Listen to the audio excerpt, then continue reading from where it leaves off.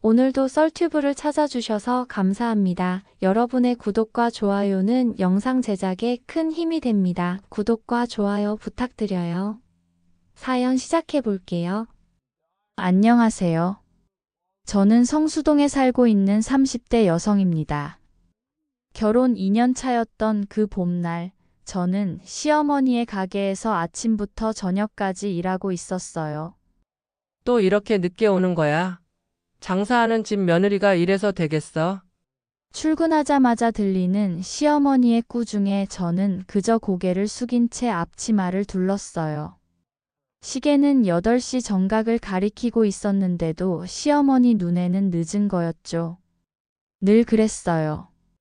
우리 동네에서 한식당을 운영하시는 시어머니는 주방 직원들 사이에서도 악명이 자자했답니다. 4년간 이 동네에서 장사를 하면서 쌓은 자부심이 대단하셨는데 그만큼 직원들에 대한 요구사항도 까다로우셨죠. 사실 전 따로 직장을 다니고 있었는데 시어머니께서 자꾸 직원이 그만두고 일손이 부족하니 직장 그만두고 가게 일을 도우라며 압박을 주셔서 어쩔 수 없이 직장을 그만두게 되었거든요. 그런데 왜 자꾸 직원이 그만두는 건지 처음엔 의아했는데 제가 가게에 나와 일을 해보니 이해가 되더라고요. 이 양념은 뭐야? 이런 걸 손님한테 내놓으라고? 다시 해와. 주방에서 일하시는 김 이모님의 어깨가 움찔했어요. 시어머니는 방금 만든 양념을 쓰레기통에 모조리 쓸어 넣으셨죠. 죄송합니다. 죄송하다고 되는 일이에요. 이런 식으로 하고 싶으면 그만두시든가. 여기 일하고 싶은 사람 얼마든지 있어요. 시어머니의 고함에 주방이 순식간에 조용해졌답니다. 저는 눈치를 보며 설거지를 계속했어요. 곧 점심 장사가 시작될 텐데 이렇게 분위기가 험악해지면 늘 장사에도 지장이 있었거든요. 이번이 벌써 3번째였어요.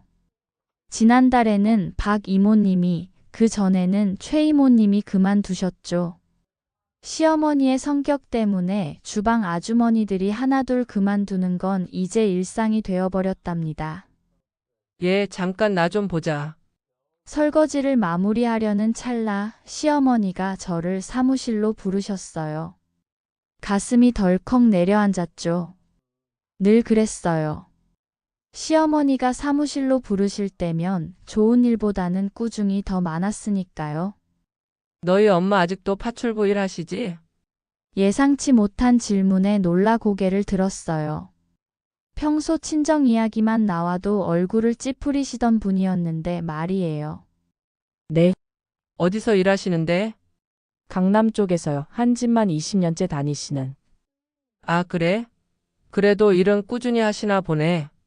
시어머니의 말투에 깔린 비아냥을 놓치지 않았어요. 마치 파출부 일이라도 꾸준히 하는 게 어디냐는 식이었죠. 양념게장은 좀 담그실 줄 아시나? 네? 아, 네, 잘하세요. 제가 어릴 때부터. 그럼 됐다. 양념게장 100인분 정도 담가달라고 해. 일당은 알아서 챙겨줄 테니까. 순간 화가 치밀었어요. 우리 엄마를 부리면서 마치 큰 은혜나 베푸시는 것처럼. 구시던 말투가 견딜 수 없었지만 거절할 수는 없었답니다. 시어머니 앞에서는 항상 그래왔듯이요. 주방 직원들이 또 그만둬서 일손이 모자르거든. 파출부 일하시는 거면 이 정도는 거뜬하시겠지? 내일 아침 일찍 오시라고 해. 파출부에서 얼마나 번다고. 마치 대단한 배려를 해주시는 것처럼 말씀하시는 시어머니. 저는 입술을 깨물었어요. 김 이모님이 그만두실 걸 알고 계셨던 거였죠. 그래서 미리 대책을 세우신 거예요. 집으로 돌아가는 길, 저는 한참을 망설이다 엄마께 전화를 걸었답니다. 엄마 미안한데. 왜 그래, 우리 딸? 시어머님이 양념게장 좀 부탁하신다고. 전화기 너머로 잠시 침묵이 흘렀어요. 얼마나? 100인분이요. 너무 많죠?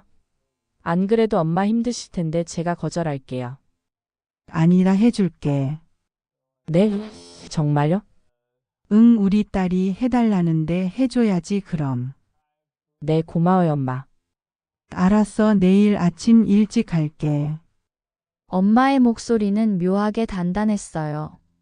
마치 오래전부터 기다려온 순간이라는 듯이. 그도 그럴 것이 이런 적이 한두 번이 아니었거든요.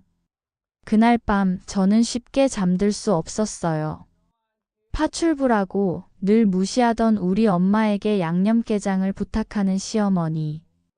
그리고 의외로 쉽게 승낙하신 엄마. 왠지 모를 불안감이 들더라고요. 속상하기도 하고요. 다음 날 아침 엄마는 약속하신 대로 일찍 가게에 일찍 나오셨어요. 머리부터 발끝까지 깔끔하게 차려입으신 모습이 어쩐지 평소와 달라 보였답니다. 어머, 딸도 여기서 일하는데 옷을 뭐 이렇게 차려입고 오시나? 파출부가. 시어머니의 말이 채 끝나기도 전에 엄마는 조용히 앞치마를 두르셨어요. 그리고는 아무 말 없이 주방으로 향하셨죠. 아니, 저기. 당황한 것은 시어머니였어요. 보통 이런 상황에서는 상대방이 위축되거나 변명을 하기 마련인데 엄마는 그저 묵묵히 자신의 일을 시작하셨거든요. 재료는 다 준비되어 있나요? 아, 저기 있어요. 시어머니는 어색하게 손게를 가리켰어요. 엄마는 천천히 게를 살펴보시더니 고개를 저으셨죠. 이걸로는 안 되겠네요. 시장 한번 다녀와야겠어요. 네? 아니, 이 개가 뭐가 문제라고. 손님들 입맛을 사로잡으려면 재료부터 달라야죠. 엄마의 단호한 목소리에 시어머니도 잠시 당황한 듯 보였어요. 평소 같으면 절대 용납하지 않았을 상황이었지만 엄마의 눈빛에는 묘한 자신감이 있었답니다. 그럼 다녀오세요. 얼마나 다르게 만드는지 한번 봅시다.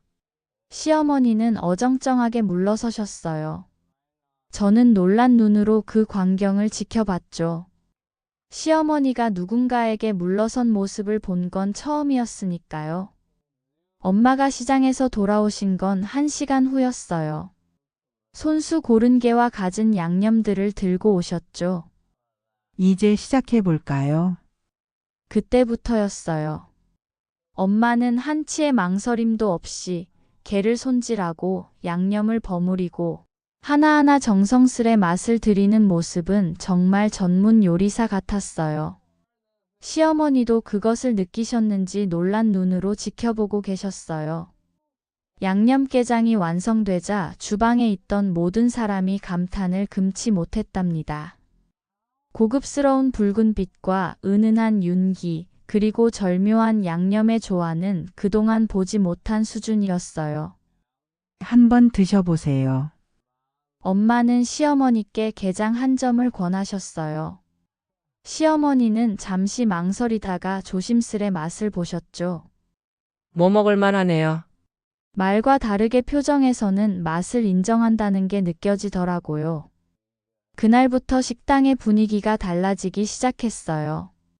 사실 자꾸 손님이 줄어 걱정이 이만저만이 아니었는데 엄마가 담근 게장이 손님들 사이에서 소문이 나기 시작했어요. 이 게장 누가 담그는 거예요? 정말 맛있네요. 이런 게장은 처음 먹어봐요. 이것 때문에 일부러 찾아왔어요. 손님들의 칭찬이 이어졌고 매출은 눈에 띄게 올랐죠. 시어머니는 게장 주문이 밀릴 때마다 은근히 자랑스러워 하셨어요. 역시 내 안목이 틀리지 않았지? 파출부치고는 손맛이 괜찮네. 하지만 여전히 그 말투에는 무시가 깔려 있었어요. 저는 속으로 한숨을 쉬었답니다. 아무리 실력을 보여줘도 시어머니의 그런 태도는 변하지 않을 것 같았거든요. 그렇게 게장을 찾는 손님이 많아지자 시어머니는 급기야 저희 엄마한테 양념게장 좀 더 만들라고 200인분, 300인분 점점 요구사항이 늘어났어요. 하지만 엄마는 별말 없이 식당에 오셔서 게장을 만들어 주셨어요. 그러던 어느 날 평소와 다름없이 바쁜 점심시간, 우아한 차림의 중년 여성 손님이 가게를 찾아오셨답니다. 테이블에 앉아 음식을 기다리시던 그분은 우연히 주방을 들여다보시다가 놀란 목소리를 내셨어요. 영순 씨? 아니, 자기가 왜 여기에 있어? 순간 주방이 조용해졌어요.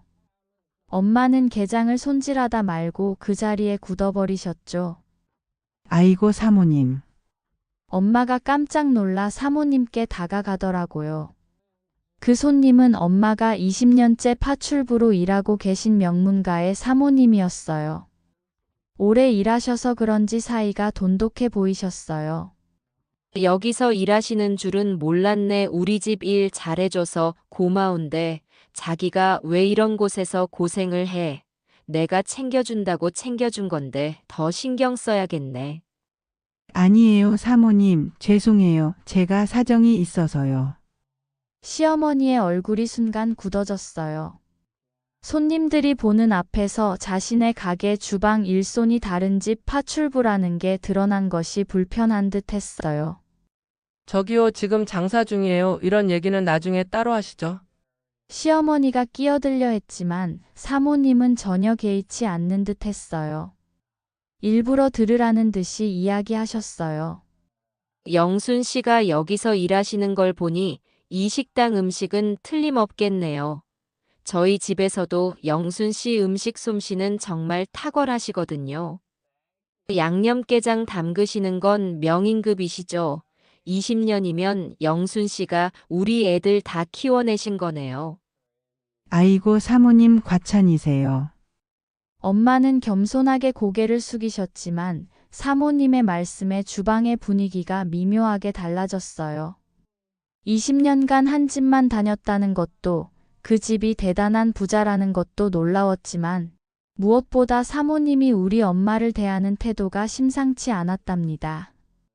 나중에 집에서 봐. 영순 씨 자기 할 말 있다고 했지? 집에서 편하게 이야기하자고. 밥 잘 먹고 갈게 영순 씨. 사모님은 우아한 미소를 지으며 자리로 돌아가셨어요. 그날 이후로 식당의 분위기는 미묘하게 달라지기 시작했답니다. 그날 이후로 시어머니의 태도는 더욱 거칠어졌어요. 주방에서 일하는 다른 이모님들에게도 저에게도 특히 저희 엄마에게는 더욱 심했답니다. 게장이 이게 뭐예요? 간도 제대로 못 맞추고 남의 집 파출분하면서 뭘 안다고 이래라 저래라야. 여기서 일할 땐 시키는 대로나 하세요. 주방 식구들은 고개를 숙인 채 일만 했어요. 하지만 엄마는 달랐죠. 시어머니의 호통에도 묵묵히 자신의 페이스를 유지하셨답니다. 맛이 일정해야 손님들이 찾아오시죠. 그 한마디에 시어머니는 말문이 막히셨어요. 실제로 엄마가 담그시는 게장은 언제나 같은 맛이었거든요. 손님들이 그토록 찾는 이유였죠. 점점 심해지는 시어머니의 무시하는 발언들이 참기가 힘들었어요. 그래서 저는 엄마에게 전화를 걸었어요. 엄마 이제 시어머니 식당 일 돕지 마세요. 그냥 엄마 하시는 일만 하세요. 저번에 보니까 사모님이 엄마 잘 챙겨주시는 것 같아 마음이 놓여요. 아니야 조금만 더 할게. 아니에요. 엄마가 쉬고 있는 것도 아니고 일하시면서까지 이렇게 할 필요 없어요. 시어머니도 이해할 거예요. 그건 엄마가 알아서 할게. 우리 딸은 걱정하지 마. 엄마 힘드시면 언제든 그만두셔야 해요. 딸이 걱정되셨던 건지 자꾸만 식당에 나오시려 하더라고요. 그런데 정확히 일주일 뒤 충격적인 사실을 알게 되었어요. 뭐라고요? 엄마가 그 건물을? 그래, 내 아빠가 돌아가시면서 남겨준 땅이 값이 제법 올라서 그것도 팔고 아빠가 남겨준 보험금이랑 내가 그동안 일하면서 모은 돈으로 샀어. 시어머니 식당이 있는 그 건물을 엄마가 사셨다는 거였어요. 믿을 수가 없었죠. 아니 그래도 건물이 한두 푼도 아니고. 사모님이 많이 도와주셨어. 20년 동안 내가 없었으면 어쩔 뻔했냐고 앞으로도 잘 부탁한다고 하시면서 퇴직금 미리 주는 거라고 생각하라고 하시더라고. 그럼 그날 사모님과 나누신 이야기가 이거였어요. 그래 건물 계약 이야기였지. 사모님이 부동산 투자에 관심이 많으셔서 늘 조언을 해주셨거든. 20년이면 긴 시간이잖니. 엄마 이야기 들어보시고는 이 건물 꼭 사라고 하시면서 하나하나 다 챙겨주시더라. 저는 입을 다물지 못했어요. 시어머니의 눈에는 그저 하찮은 파출부였던 우리 엄마가 알고 보니 이런 준비를 하고 계셨다니요. 그동안 너무 힘들었지? 우리 딸 시어머니 눈치 보느라. 엄마의 목소리가 따뜻했어요. 이제 끝이야. 이제 좀 괜찮아지겠지. 다음 날 아침 가게에 도착하자마자 시끌시끌 하더라고요. 이게 무슨 소리야? 말도 안 돼. 시어머니의 고함이었죠. 시어머니는 한 통지서를 들고 계셨어요. 건물주가 바뀌었다고? 그것도 김영순이라는 사람한테? 이게 말이 돼? 그때 문이 열리며 엄마가 들어오셨어요. 사모님과 함께였죠. 안녕하세요, 사장님. 엄마의 목소리는 어느 때보다도 단호했어요. 당신이 시어머니는 말을 잇지 못하셨어요. 네, 제가 이 건물의 새로운 주인입니다. 어떻게 감히 당신 같은 파출부 따위가. 시어머니의 얼굴이 새빨개졌어요. 사장님 말씀 좀 삼가시죠. 사모님이 차갑게 끼어드셨답니다. 영순 씨가 얼마나 대단한 분인지 이제야 아시겠어요? 20년간 한 집만 성실하게 지키며 자식 교육시키고 돈 모으고 그동안 얼마나 많은 유혹과 기회가 있었는지 아세요? 저희 쪽에선 여기저기서 영순 씨 데려가고 싶어 난리예요. 내가 복 받은 건지 고맙게도 영순 씨가 제 옆에 있지만요. 시어머니는 아무 말도 못하고 주저앉으셨어요. 계약은 이번 달까지예요. 다음 달부터는 새로운 식당이 들어올 거니까 깨끗이 비워주세요. 엄마의 말씀에 시어머니는 고개를 푹 숙이셨답니다. 그래도 그건 아니지. 남도 아니고 가족인데. 그동안 저를 어떻게 대하셨는지 기억나세요? 엄마의 목소리가 떨렸어요. 파출부라고 무시하셨죠? 제 딸을 마음대로 부리시면서 친정엄이라고 막 대하셨죠? 20년간 한 집만 지키며 일한 제가 얼마나 신용을 쌓았는지는 생각도 못 하셨나 봐요. 하지만 시어머니는 건물 계약 해지 통보를 받고도 전혀 반성하지 않으셨어요. 이런 식으로 나오시겠다면 저도 할 말 있어요. 당신 내 딸이 얼마나 무능한 며느리인지. 그때였어요. 조용히 서 있던 남편이 입을 열었죠. 어머니 말씀이 맞아요. 파출부 딸이 뭘 안다고 처음부터 파출부 딸인 거 알았으면 만나주지도 않았어요. 순간 주방이 조용해졌어요. 2년을 함께 살면서 남편은 한 번도 저를 지켜준 적이 없었죠. 시어머니가 저를 마음대로 부리고 제 친정 엄마를 무시할 때도 늘 방관했었어요. 파출부 딸이라. 엄마가 천천히 고개를 들었어요. 우리 딸이 그동안 이 집에서 무보수로 일했어요. 새벽부터 밤까지 주방일 하면서도 집안일까지 도맡아 했죠. 그런데도 파출부 딸이라고요. 절 무시하는 건 참아도 제 딸에게 이러는 것은 참기 힘드네요. 엄마 이제 됐어요. 제가 엄마의 손을 잡았어요. 저 이혼하기로 했어요. 뭐라고? 너 지금 제 정신이야? 파출부 따위나 하는 엄마 밑에서 자란 니까 거랑 살아주면 고마운 줄 알아야지. 남편이 놀란 듯 소리쳤어요. 저도 망설임 없이 다가가 뺨을 내리쳤어요. 온 몸이 부들부들 떨리더라고요. 그동안 방관만 하더니 역시나 다 똑같은 사람들이었죠. 이 건물도 그동안의 일도 다 괜찮아요. 하지만 저는 더 이상 이런 집안에서 살고 싶지 않아요. 내 엄마를 무시하고 사람을 신분과 직업으로만 판단하는 이런 사람들 전 지쳤어요. 정신이 나갔나? 이 미친 파출부 따위나 하는 딸 주제에 감히 내 아들을 쳐? 니네 엄마가 그렇게 가르치디? 그렇게 시어머니가 제게 다가와 손을 드는 순간 엄마가 자리에서 벌떡 일어나 시어머니의 손을 잡으셨어요. 이 더러운 손 치우세요. 당신들은 내 딸한테 손댈 자격 없어요. 됐어요. 엄마 제가 선택한 거예요. 저는 앞치마를 벗었어요. 건물은 다음 달까지 비워주시면 돼요. 이혼 서류는 내일 보내드릴게요. 그렇게 저는 그 집을 나왔어요. 3개월 후 영순의 게장이라는 게장 전문점으로 식당을 열었어요. 주방장은 제가 되었죠. 엄마는 아직 사모님 댁에 일을 맡고 계세요.